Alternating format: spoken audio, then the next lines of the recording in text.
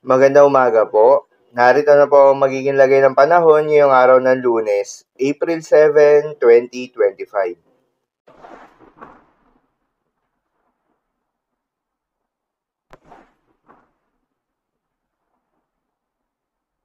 Sa kasalukuyan at ayon sa pag-asa, patuloy na umiiral itong Intertropical Convergence Zone o ITCZ. Ito yung salubungan ng hangin mula Northern at Southern Hemisphere na asaang magdadala ng maulap na kalangitan na may kalat-kalat na mga pagulan at thunderstorms sa may Southern Mindanao. Samantala, easterlies naman o yung mainit na hangin galing sa may karagatang Pasipiko ang patuloy namang nakakaapekto pa rin sa nalalabing bahagi ng ating bansa kasama ng Metro Manila.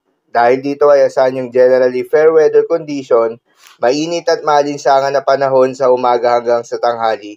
Ngunit pagsapit ng hapon ng gabi ay asahan yung mataas na tsansa ng mga pag-ulan.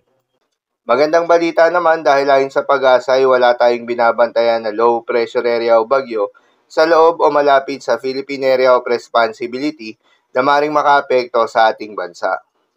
Para naman sa magiging lagay ng panahon ngayong araw ng Lunes, dahil nga sa epekto nitong Intertropical Convergence Zone, asahan sa Davao Region, Soxargen, Barm, Zamboanga Peninsula at Palawan, ang maulap na kalangitan na may kalat-kalat na mga pagulan at thunderstorms.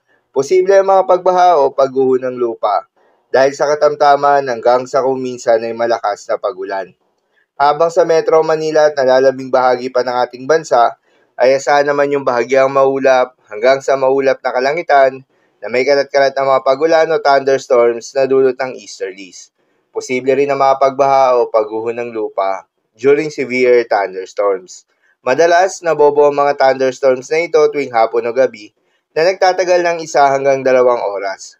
Kaya naman ingat sa mga posibleng banta ng pagbaha at pagguho ng lupa, lalong-lalo na sa mga lugar na inuulan na noong mga nakaraang araw pa. Para naman sa heat index forecast, narito yung mga lugar na makakaranas sa matinding init ngayong araw. Kabilang dyan ang Virac, Catanduanes na abot sa 44 degrees Celsius, habang 43 degrees Celsius naman sa may Dagupan City, Pangasinan, 42 degrees Celsius naman sa may Puerto Princesa City, Palawan, Cuyo, Palawan, Dumangas, Iloilo, La Carlota City, Negros Occidental at Etiague, Isabela. Paalala lamang po na huwag kalimutang magdala at uminom ng tubig at magdala rin ng payong kung may lakad. Bawasan muna ang paglabas ng bahay sa panahon na mataas ang temperatura upang maiwasan ang heat-related emergencies kagaya ng heat exhaustion, heat cramps at heat stroke. Para naman sa magiging lagay ng mga dagat baybayin, ayon sa pag-asa ay wala tayong nakataas na gale warning sa anumang seaboards ng ating bansa.